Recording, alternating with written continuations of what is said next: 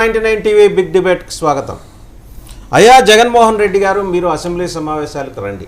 పయ్యావుల కేశవ్ గారు శాసనసభ వ్యవహారాలు చూస్తున్నారు కాబట్టి he made a humble and gentle appeal to the former chief minister. మీరు స్కిప్ చేయమాకండి, రండి, మాట్లాడండి సమస్యలు. తెలుగుదేశం పాలకపక్షం ట్రెజరీ బెంచెస్ నుంచి ఒక హంబుల్ జెస్చర్, అది అందరూ వెల్కమ్ చేయాలి. ఎటువంటి అంటే రాజకీయం ఎన్నికల వరకే, తర్వాత ఉండకూడదనే ఒక పాలసీ ప్రకారం వాళ్ళు వచ్చిన అందులో భాగంగా వచ్చిన ఒక అప్పీల్ అది. అలాగే ఆయనకి మరి సీటు కేటాయింపు మాత్రం ఎక్కడో అసెంబ్లీలో చివరి రోజులో ఉంటుందని చెప్పి సమాచారం, అసెంబ్లీ సోర్సెస్ నుంచి సమాచారం. నిజమో కాదో తెలియదు, బహుశా ఇవాళ ఏమైనా తెలిసే అవకాశం ఉంది. దీంతోపాటు ఇంతకుముందు ఉత్సవ విగ్రహాలుగా మిగిలిన మంత్రులని మనం చూసాం ఆ క్యాబినెట్లో. ఈ క్యాబినెట్లో చంద్రబాబు గారు ఫ్రీ హ్యాండ్ ఇచ్చారు. 3 మంత్రులు ఆల్రెడీ వాళ్ళు తనిఖీలు చేశారు, ఇన్స్పెక్షన్స్ చేశారు. పౌర సరఫరాల శాఖ మంత్రి నాదెళ్ల మనోహర్ వెళ్ళి గిడ్డంగులు, గోదాములు ఆయన ఎగ్జామిన్ చేశారు. రేషన్లో జరుగుతున్న అవకతవకలను ఎత్తి చూపించారు. అలాగే వైద్య ఆరోగ్య శాఖ మంత్రి ఆయన సత్యకుమార్ యాదవ్ గారు కూడా ఆయన హాస్పిటల్స్ తనిఖీ చేశారు. ఇక వంగల్పూడి అంత గారైతే డే 1 చెప్పింది గంజాయి బ్యాచ్ని తాడతీస్తామని. సో ఇది చాలు ఒక ఇండికేషన్ ఏంటంటే మంత్రులు కూడా వారి పనులు వాళ్ళు చేసుకునే ఒక వెసులుబాటు ఈ క్యాబినెట్లో ఉంది, ఈ ప్రభుత్వంలో ఉంది. సో జగన్మోహన్ రెడ్డి గారు మిస్ అయిన ఎలిమెంట్ ఏంటి అనేది ఇక్కడ స్పష్టంగా కనిపిస్తుంది. అంటే డే 1 నుంచి రివ్యూ చేసుకోవాలి జగన్మోహన్ రెడ్డి గారు, ప్రతిపక్షంగా ఎలా ఉండాలి.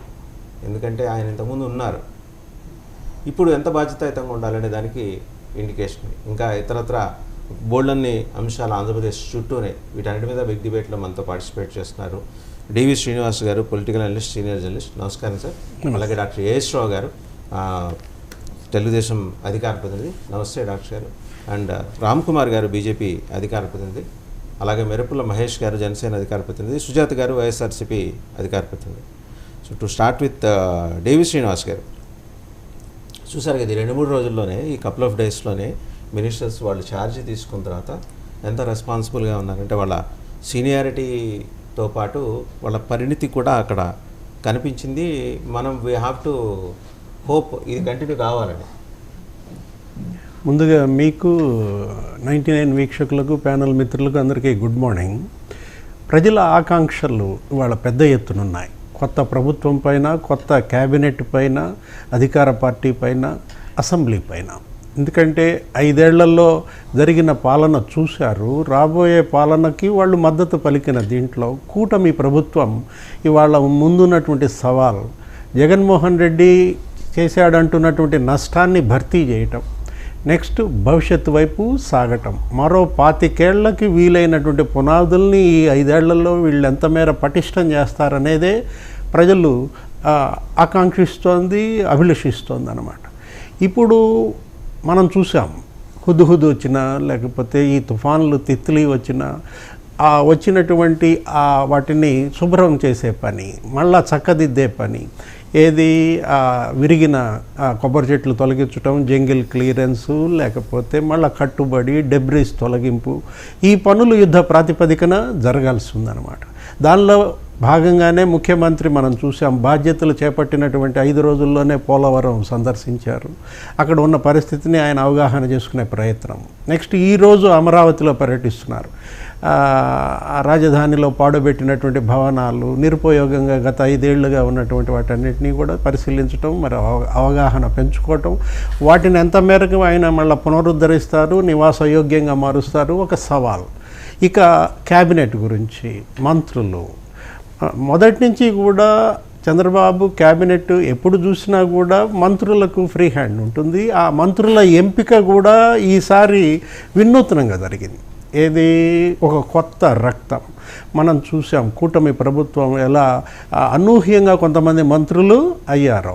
సీనియర్లను కూడా కాదని వీళ్ళకి పెద్దపీట వేసిన నేపథ్యంలో వీళ్ళు ప్రూవ్ చేసుకోవాల్సిన బాధ్యత వీళ్ళపైన ఉందన్నమాట. వీళ్ళ భవిష్యత్తు దీనిపైన ఆధారపడి ఉంటుంది. ఇప్పుడు సత్యకుమార్ కావచ్చు, నాదెళ్ల మనోహర్ కావచ్చు, ఈ తనిఖీలు అంటే ఏంటి, ఇవి ఒక మెసేజ్ని పంపించాయి. భవిష్యత్తు వైపు వెళ్తూనే గతంలో జరిగిన అవినీతిని ఉపేక్షించే ప్రసక్తే లేదు అన్నట్టుగా తెనాల్లో కూడా మొదటే నాదెండ్ల మనోహర్ అక్కడ ఉన్నటువంటి సివిల్ సప్లైస్ ఆఫీసు ఆ గోడౌన్లు తనిఖీ చేశాడు. ఏదో బస్తాల్లో ఒక్కొక్క బస్తాకి కొంత తరుగు కూడా ఆయన దృష్టికి వచ్చిన. దీంట్లో ప్యాకెట్స్ అండి, షుగర్ ప్యాకెట్స్ వాటిలో కూడా దగ్గర 500 grams తరుగుంటాం అనేది ఆయన హెస్ నోటీస్డ్. విజయవాడ సివిల్ సప్లైస్లో నిన్న తనిఖీలు చేసిన దీంట్లో సివిల్ సప్లైస్ ప్రక్షాళన ప్రారంభమైందనే ఒక మెసేజ్ ప్రజల్లోకి వెళ్తోంది. సత్యకుమార్ కూడా నిన్న రూయా హాస్పిటల్ ఏదో చూసినట్టున్నారు ఇక్కడ తిరుపతిలో. రూయా హాస్పిటల్ మనం చూసాము, ఒకేసారి అనేక మంది మరణాలు, సెన్సేషన్ అయింది అప్పట్లో. ఏది ఆక్సిజన్ సిలిండరు అటు విషయాల్లో. దానిపైన కూడా ఆయన ఎక్స్రే మిషన్లని అవి ఇవి చూసిన దీంట్లో నాసిరకం కొనుగోళ్లపైన వీటన్నిటిపైన విచారణ జరుగుతుంది, ఎంక్వైరీలు జరుగుతాయి, అవినీతిని ఉపేక్షించే ప్రసక్తే లేదనే ఒక మెసేజ్ ఈ మంత్రులు పంపిన దీంట్లో.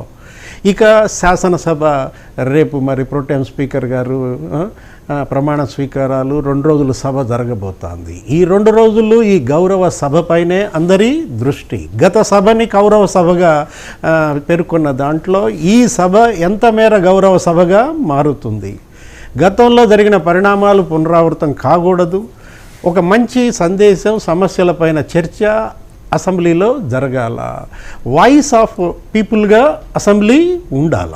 ఎందుకంటే జగన్మోహన్ రెడ్డి సభకి వాళ్ళు ఆహ్వానించటం, ఈయన సభకి వెళ్తారా లేదా అనే చర్చ, 11 మంది సభ్యులతో సభకి వెళ్ళకపోవడం అదేమన్నా నామోషియా?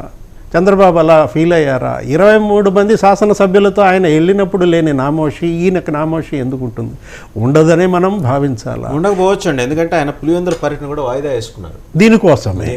కానీ ఆయన ఏదో రకరకాల ప్రచారాలు, ఏది ఆయన వ్యాపారాలపైన దృష్టి పెడతారని, నేను సభకు రాకపోవచ్చు మీరే నడపాలని వాళ్ళకి ఏదో సందేశం ఇచ్చినట్టుగా ఏదేదో జరుగుతున్న దీంట్లో ఇదొక అవకాశం ఎవరికి? జగన్మోహన్ రెడ్డికి. ఆయన ఒక ఫైటర్గా ఎదిగే అవకాశం అన్నమాట. మనలో తనలో ఉన్నటువంటి తన ఫైటింగ్ యాటిట్యూడ్ ఏది, ఆ పోరాట స్ఫూర్తిని మరొకసారి చాటుకునే అవకాశం ప్రజలు ఇచ్చారు. దాన్ని ఆయన నిరూపించుకోవాలా. ఏది జగన్మోహన్ రెడ్డి. అందరి దృష్టి సభపైనే ఉన్న నేపథ్యంలో భవిష్యత్ పరిణామాలు ఎలా ఉంటాయో ఆసక్తిగా ఉంది. ఒకసారి రామ్ కుమార్ గారి దగ్గరికి వెళ్దాం. రామ్ కుమార్ గారు, ముందుగా మీకు శుభాకాంక్షలు అండి. రామ్ కుమార్ గారు. గుడ్ మార్నింగ్ అండి. థ్యాంక్ యూ అండి. ఎందుకని అడగలా మీకు, నేను ఎందుకు మీరు అడిగితే